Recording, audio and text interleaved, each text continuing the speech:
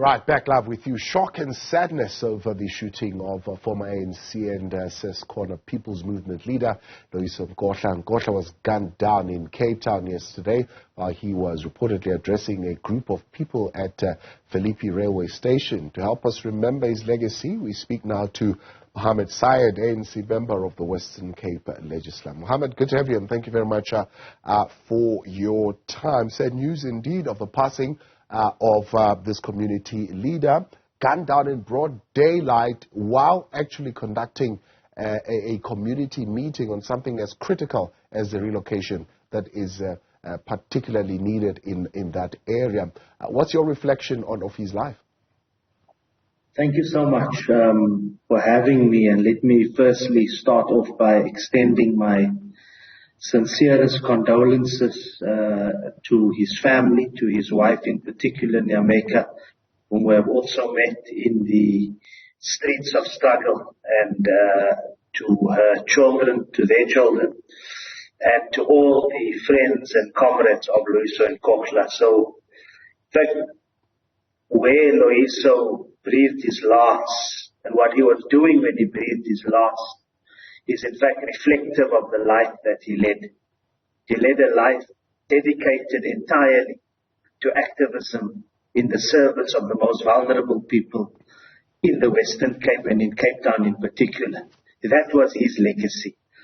Humble, very respectful when engaging, even when he differed, but sharp and radical in his perspectives.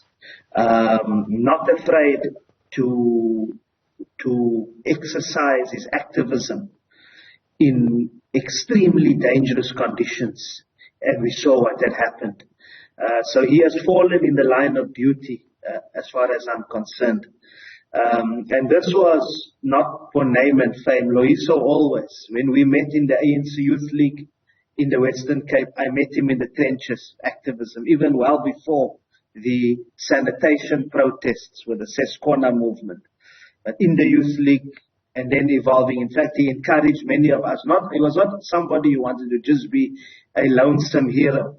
He took many comrades with him, taught many of us the skills of grounded activism, so that we can be politicians, we can be politically active, but our political activism and our political affiliation and positions means nothing if we are not physically on the ground serving the most vulnerable people in our society. That was Loyiso Nkohla.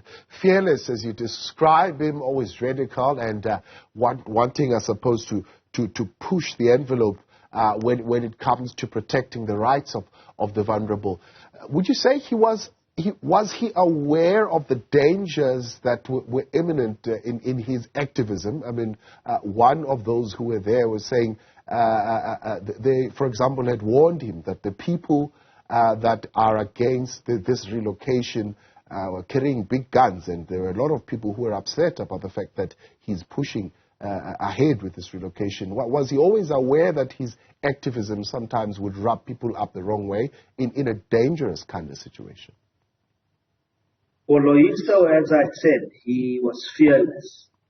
Yes, he was not a irresponsible activist. He understood that yes, there would be risks, like there are risks when you are taking upon any path to serve the vulnerable in our communities, because our communities are not safe.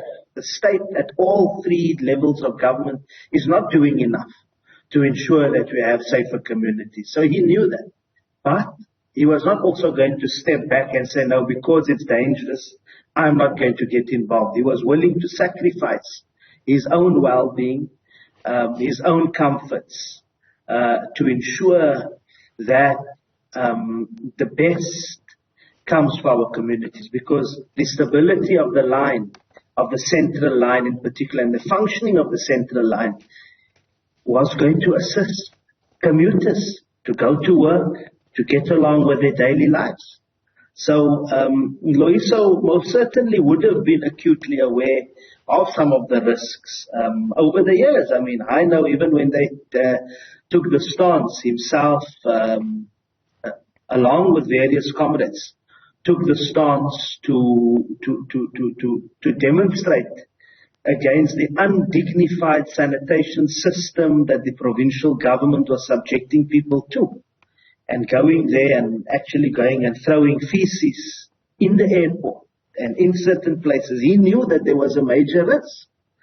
But he did that because he understood that in order sometimes to capture the attention of those in power, you need to do things that are radical and take certain risks. So most certainly I would think that he may well have been aware, or he was aware, but he understood that as an activist there was a higher purpose. Yeah, and he was willing to live by the outcomes of what we then, of course, dubbed the poo protest in the media circles, and what that meant, I suppose, for him and his future in the organization. What was his reflection really on that?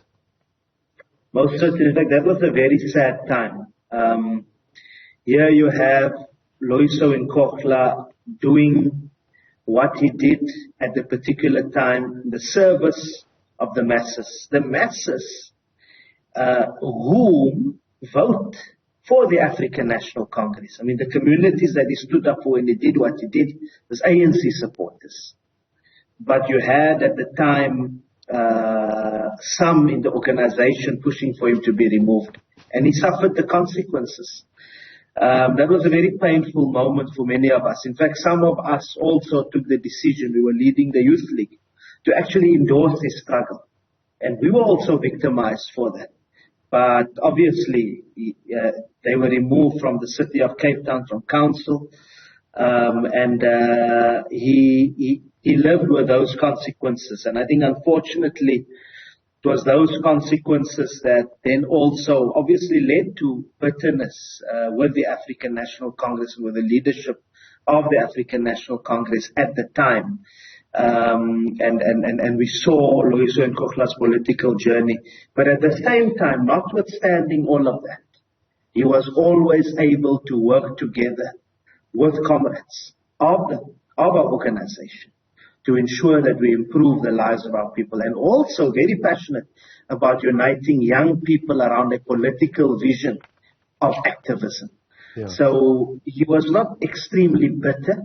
He didn't just fold his arms and want to sabotage everything. No. Yeah. His focus was, he said, look, my political home, there's been an issue because of this and that. Let me find other avenues and mediums. But always at the same time, always engaging with his political home. Yeah. At the time, of course, of his passing, as you mentioned, he was the community liaison for the Siyahlala, Khayelitsha and Philippi communities, who, of course, have been occupying the central line, the Philippi Railway line, and recently leading a protest to say to the mayor of Cape Town he needs to do what is required to expedite this process. Others are saying his death now is going to actually delay that relocation. I would suppose that would not be the best way to honor his legacy. Most certainly, I agree with you. It would not be to delay the relocation would not be the best way to honor his legacy.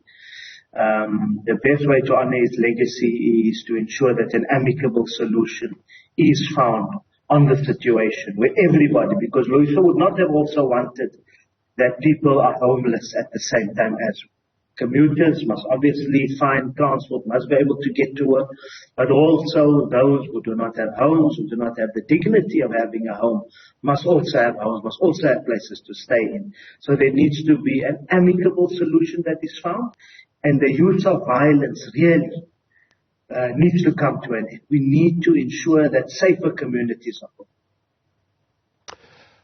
Mohammed, I appreciate your time. Thank you very much for coming. Thank you very much. Thank you very much for having me. Paying your respects here. That's Mohammed Said, ANC member of the Western Cape Legislature, reflecting on the life of Loyiso Nkohla, who was conducting a meeting, really, on the relocation of those communities living around the central line as the meeting was about to start, and gunmen coming in and killing him right there on the spot.